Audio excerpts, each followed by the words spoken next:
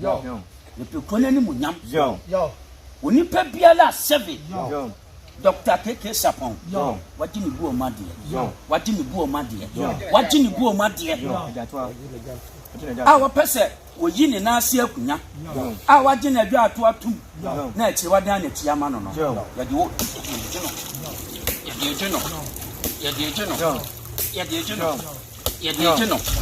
Ya no munsuo ana abosombi enwu yenso efri ho dadada enti sa se ye na jamfrempon eye saade no egu yenso ani efri ho ti yese ye nwura se won san ko na chibiem na won ko hwe nkrate no na ye na nsa akonya we se so esre ye nwura ene asante na tan konya se empanifo kan sem bi se wokoto sabo bi ti wunua so a kasa sori yenso en kasa sori me so ene de eye Offinso man ekire bi no ebeye kuo foforo enti se nyina ya no amam na ya nko ama Offinso man na ya nyinam ama ya na se wanya ko enkode a okoma Offinso man a eda foforo bi no ebeye wo bi nso na die na Asante man ebeka emabu no ne ma a ya wo Offinso ahyema de hia ya wo Offinso yesi ni pi esi ni dwase esunum bia eda yanso no enkrata anya dance wo ho a ekire se eni yansu biem abakosem wa Asante memu de obi nsine Asante hene ewiase nyina ne Ghana man nyina ye abakosem papa ni ye history papa na ye culture papa ani bibia uya Asante man Ghana hapa dia Asante man ni mo etosi na to nipa do na kopli nipa nwotwe no aye kopli en ebu bi kura ko se dem ekoye tape bi se Dr. Sapon de omo mpini mani di akunwa ne da ena ba konso efre na obo se so ne Dr. Sapon ya de kro nti so obo ni nyakwan didi a se Dr. Sapon na di nti omo ye tape bi se omo di beyi omo afirim ama sa tape no ho asem kura e ba abonten a ye wo ho adanse a e wo ho sese ye ya meka se na ye gina so de na se piesie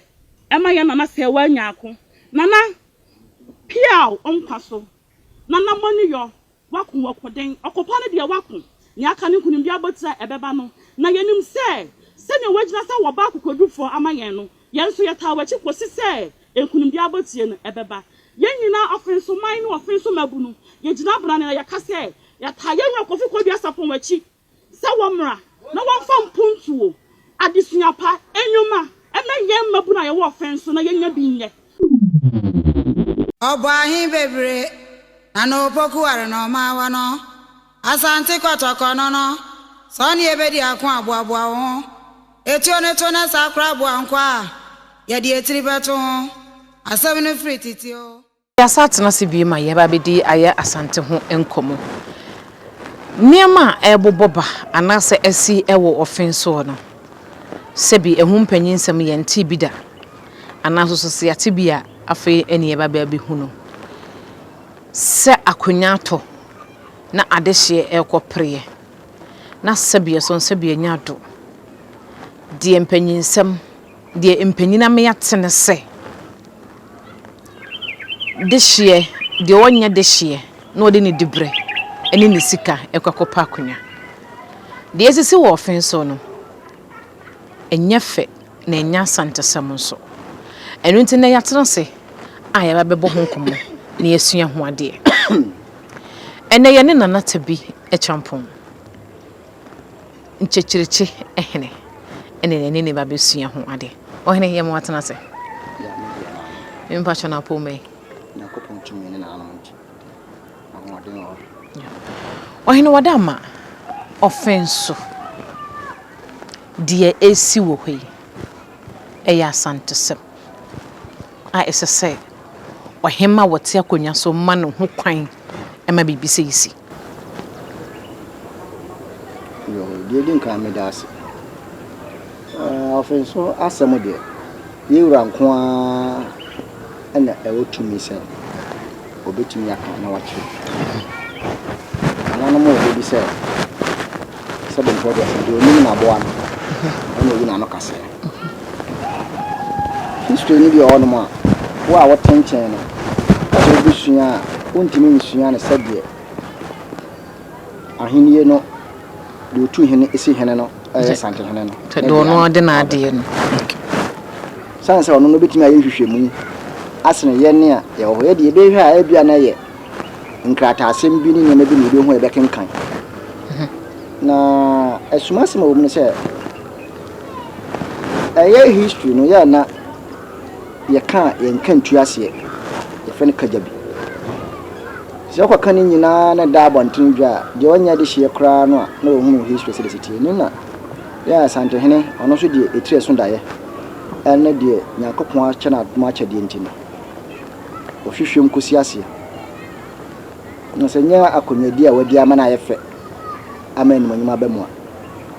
ka we ni nyina no nka bo zo biti ba bia ye se ye be sraw se kodi akonwa na maye ka prepare we ama di Offinso fo ye menu ano mo ma adwebremra no mo ntie de Asante hene e kan no mo mfa ento ba bia eda sanse mo nko ana e bia to Injina so wohwe kwan a eye mu press conference a eba won ye num ko gina eye ofia bana mu no mu twa nwan ne nkokɔ no o hwa na ye ne kwan ekwan ye so mo faso no na nasa na wo senko mo ko hu dwato amom enya papa o mo ko nya so mo ye mrante ana de odi ani mo so wo se wona som ofin da pim saabru na sa komfo no na se bosomfo no ono mpo na esenke etuomofu oso no mo na som asu abena mahwe na on na som ofin abena onim de ofin abena pe ana me ka se mahwe so mo twa adwan na owieye o mu ko twa adwan ne akokɔ ne ayi no mo bompa no se mrante nkwa ne kɔ o mu nya hye ntare ana ko gina ha o mu edi sa adwuma na Asante hene no ane dia no yemfa asam soma no ayi so kasafo yin so bibi hawa konanim obenya abotre tie wasem na wo hono no aka no wo Offinso nya akonya ketwa Asante man hia no 25 anniversary no Asante man hia akonya no se obenya obi ama na esi na nemo baba boa ama Asante hene di 25 anniversary ana nya de ebi nsi da ene omo de no ohwe asuminya sema ba ya na ya no maboso no bi agu nipa ni bi sisa Asante hene tena ase e kan ni nyina mo muhunu mo mote mo ho ase so mo nnim obi akra no a na nke ye kase mo ase akapa no ne sofo taba na se tikromfo no sa pepe anso nam se ya no maboso mo gu mo sunti no omudibia ohene ka so omudibia enyi de okofa no a wode ne baaye no se ya ade ase ankasa pande Asante hene no nanim na mom ebiasi amane hu no kure wo mu na za babetu a sa asem no Asante hene ebie na no ka se wo mu pempo a ankomo fu kwan mba fa so no mu fa so mba no de gya atwa bi ba no be ka hu bi dia ebia ankobo hu mbobo na wo mu se omoye ade hye de nanso nnumi anasa ya nom abosom ogomo so nti ade mo monye what se taba na nkrofa ayede debi ade ne yenu anu asuminya man hene e ba setena bi a wokan ade ne yenu mo Offinso fo omo nhwe de etire so daye se do si bobo mo na mo dini a na waka asem no ase wotimfi ho no na ya wo no esansa wono na cheche na Asante no na sa ba nim benkum ni nifa nti se mo koye sa eye do ana wo ho no na Asante man ye ka bomu no ye yi no e obi ko gina baabi na wa nkasa wo hene wo ko gina wakaka akogina be ko twadwane ye yi na ko bia obi a obegu nsa obetu adu oba bibia no e ka so no fom e wa asase ete so awa Ghana hai bibia no ho abetim dia ya ebegu Asante no ebegu na nimase na sa de na bosomfo ya efre Ghana memu na ko be ko chekere wo de betwa nso na da besi fom bibia no ho betimi Asante hene adwene de no kra na woka na chese de do kire se wono ne ye subatan bosomfo no a wo ko gina mu ko twa adwan wono wonim se opanyin a wo koma no wodi bia enyi na se wonim ene okotu saa na mo no a wo hene wadama subatan de no ho be kyere ho no no on se o mu twa afofo no o ma ye hu se fa na amfa de di kan na amfa nyina amfa ebie no e fa ye die e wo mu ni se ono de kom no be kom e de nsuo ana twa o mu twa no so no o man ka se Asante hene amfa akonya na ma keke sapon a no mo se enkonya sofo no ma gine sika o mo se sika se keke sapon obo ma de bi a wadi bibia atankonya ni bia no o mu na o mu ya sa de na etia wo na emom no santimemu ni aka ma mu de Asante ni se ye modua eye dua abeda kwabe ubo bi dua Asante ni ehu a ato Asante man ntam o hu kwa se Acheampong timi fra wo mu o we de nye dua bo a wo bo asio wo bon public ana ne so yenkonya asem ti na wo bo sa dua no o man ka se wo a wo so ma keke sapon emedi akonya no enso ni nye wo se nya saa no kan no o mo se wo a wo yi keke sapon bo mo adie bia wo ye mpanyimfo no bibia no asuo no ani wuni na wa hene kwan a mo fa so a wo mo bo wondwie subatan onim ne ma won mabusua ko mu di akonya na eyiye ena amrante nso me yacha se keke sapon ba betwie sika sa no mo pese yacha se keke sapon de amma mpanyimfo no mu bibua mu ade na hwe kwan a omo ka na keke sapon afa so ba bedi ade ya omo ko gine subatan mu bo odue subatan betie wo musun no wa ya ma esanse na nko no so fa kuntina se na nko no so de abedi Offinso akonya edu de ni bresen na wo ye we ya dash ban sanka Asante hene kura ya mfumso de ma keke sapon abra won so onye bida anka mo amo ho no de mo ye sa na keke sapon ba esanse bibi akoso se ni mota na chi ono so na ehyem kutupa se munya ne bibi ni ya mo amo bu sa nua no e bia so ma je nte kwara na sempo o je mo ka hu bi sabo producer samo mpene so eni sanka Asante hene bibi nti ena ko de ma keke sapon a sanka su ban ko be na de bia na mo yi na di no so kan ze na Asante sam de won fanya adamfo de no kwani dan no de beto se anya wo dia de ma ne danso o bibia mu ai ka asem odi asem na bibia atwa no se ye we court asem no mu de koy na mu odi asem a ye wi a ye bubu afokra na ye do kotum na ye ma wasa atua sika o Asante hene fie wadi fa wie kra no na wada ase na wasa kama bom wadi se wadi bo fa ma da kotum da depi na do asem ko court na ko jina social media na o kan hono ye ka Asante hene asem depi enti de enti ama enipa bi no mo enti on ho ase no se tete no na nananam dodo ye ho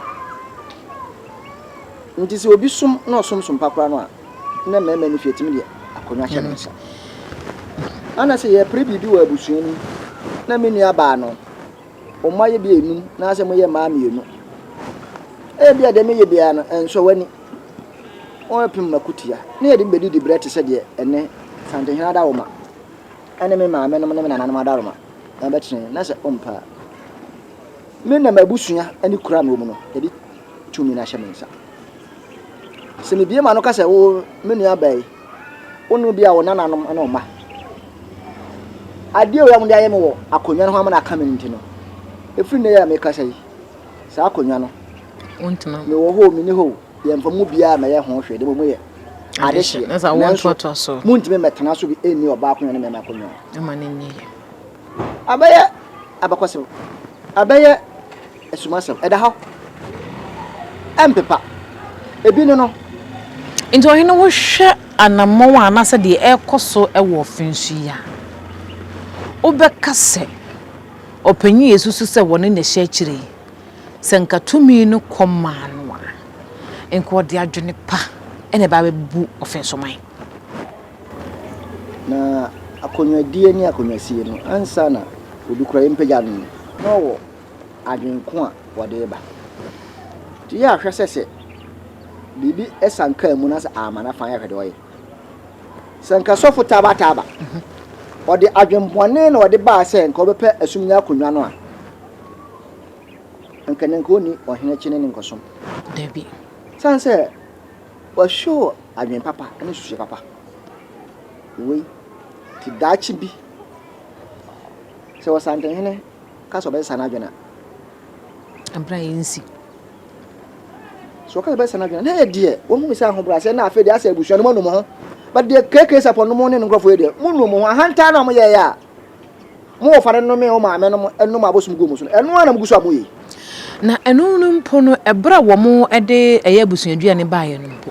na Dr. Keke Sapon se abusua na ehye mo busua na wosu ofiri mu no mpo no na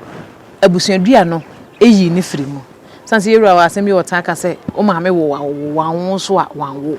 na abusuadua na nkasa na ye Dr. Keke Sapon abusuapandi ni kwahye mu no mpo no abusuadua ne yi ne mu a no won ka na se ye kokon awe so na se wa yira akodi benkum e hwe obi Tabi anti o momo abusu apanyin ne mpanimfo o modi wani momo ba beso no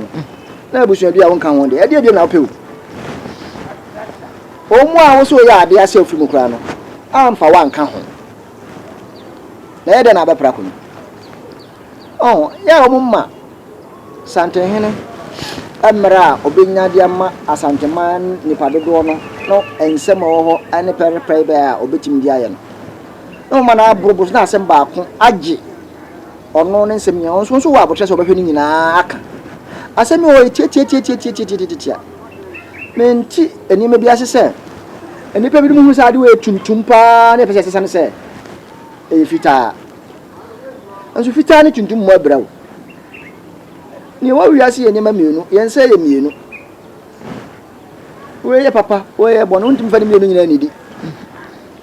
so de bedi dia na bia na ye aduane bi edi benkunu ni fa die na mmom nso no we wode ye e woni pa ho we so wode ye woni pa ho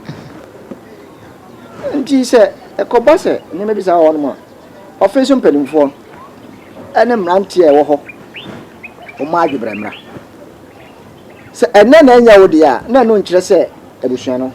wafiri wo mo wa bi se opese wo de beboa abusua no a ebra abai e nipa mi nipa na dia ye de mamo ba ko ne benya mama asundue ada me na na Tabi Acheampong me asrani enti mi ya panyin ya besremo ya fa ya hwene pa sabe mbrada se mfa ngum preko enu ntini ana history ni bi on ma ya mbase bebi na beka na afi na afofo na wa abonten etie history ho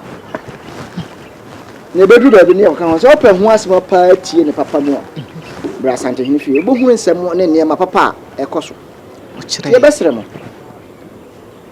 yese nso be ya bakosema be twatwo e be dika ho mu wo suye hu ambo se mu suye bi no ba kotokofia bo ba ya twotwori nyina mo pedia acha ne no be hwe amamon aka bi ni ye nsua de ni ntimi kofia no ye sua de o anu ne ye hawa ama Asante man ni pa nyina ne Ghana man no eni san ye no e wonto bo ase hwehwe ni no mu atu ni maye enti mo mane mfamo so e woni ne bi won no ebi asipo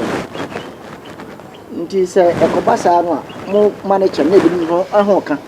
ebi ane se nkyeremu bi aba se oba panyin nsemi wa Asante hene abi na no aka se e da sei bra na so yale na onuma zo gontia wakanta wa ama enye papa emwa momo monitre boni mtonwa de Asante hene di animonyam ane wodo be hye monimonyam se obeka na bokwa amamo yin e basa ye se wo hu kon ba faso a obada ne ma adi eno so na mompe no enjimi ko bese enipa mienu e kontokwa na ba ko edi bim na ba ko difo na yakasa apai asɛm ntimi mpae sa asɛm bi ani ntimi pa ntimi ko mu no ana yɛwura de atom nto ma adwobrɛ mra na wɔn ko gyina nsuo no kɔbɔ odua no deɛ amrɛ pɛ mu no asuo no nyinaa ɛsom santen no ɔmo hwɛ nkɔfɛ mu suo ma ɔmo ho so santen no tena se na ɔbɔ na pae na ɔbɔ na asuo ɛwɔ Asante memu ana ne nsa ase so a na ɔyɛ amana na amane a ɔmo nyina ka ho bi nti wo sɛ no ho asa wo so yɛ nsuo no bosom na sɛ nsuo no kasa mafo na akɔgyina ho na asɛm bi ɔmo mpɛ mu hunu na akɔgyina ho kasa obi a ɔgye keke sapɔn bo ɔmo adie bi ya na wɔnyɛ ne bo ɔmo adie no bi na ɔde akɔtɔ odwan ne yi na ɔde amawa otwa nti akokɔ no ɔda hɔ no mo bɛgya no so nti mo am to bi ani mo bɛ bi afa kama mo di bi asuo no mpɛ sɛ ɔbɛyi mo ama nti no na mo twa akokɔ no a wamfa no mo mfanya asua deɛ na mo mmra mo ho ase na deɛ santehene ɛhyehyɛ ade ama mo no ɛyɛ animonyam hyɛ no mo ma no mmra yo wɔhene yɛbɛda wase paa ne wɔfotu na we deɛ ɛhu sɛ ɛwie mu biribiri kakra dɔ de bɛsɔ so amayame asɔre so deɛ daa deɛ meka nyinaa sɛ yɛmpa wɔdɔ ne asomdwe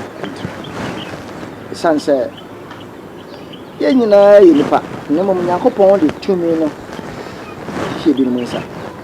nti saa na yɛn nyinaa yɛ baako a tie nyinaa nam hɔ saa no bibia na ɔyɛbɛyɛ pɛrɛpɛrɛ deɛ na ho ɔde no sisi no wɔ no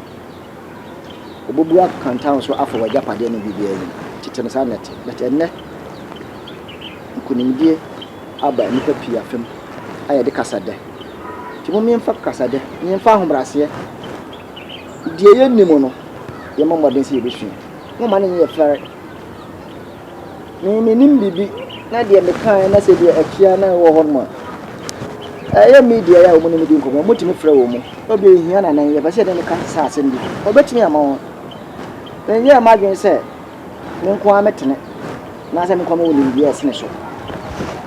nya me bi ama me a nim no ana maka ebia na wo de sene sa na sɛ wonim deɛ wɔ hɔ no na mmom abakɔsɛm ɛwɔ Asante mu deɛ obi nsene Asante hene ewiase nyinaa ne Ghana ma nyinaa yɛ abakɔsɛm papa ni yɛpɛ history papa na yɛpɛ culture papa ani bibia oyi Asante man Ghana hapa dia Asante man ni mo etosi yɛsrɛ 25 anniversary yɛsrɛ mo asa munkuku krakra no nyamama do ma hene ehia so do ni nyamba ba beta akyire ya abrabi ni wura beta odwira na ba ba kyerɛ owura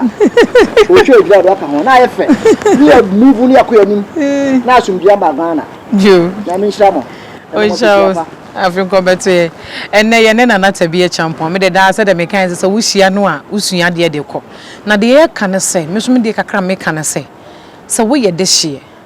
na sakonya wo fia se wo ya brante se wo ya babawa mo me men kokrafo ne mmerwa no na yensua ya bakosem ya konya no ho abakosem na wusua o kine bi ebeboa wo wonya brante nkosi awiye wonya babawa nkosi awiye ebedu mebi no wona baya berwati wo fie bedu mebi no baya busua panyin na se wonnim wa wonchia na se wonnim wa konya ho panyin sem a eya na awerho pa medin ede maame fozi o twede mpo Nyankopon ya adoma ye bezehia makram ohene enda ase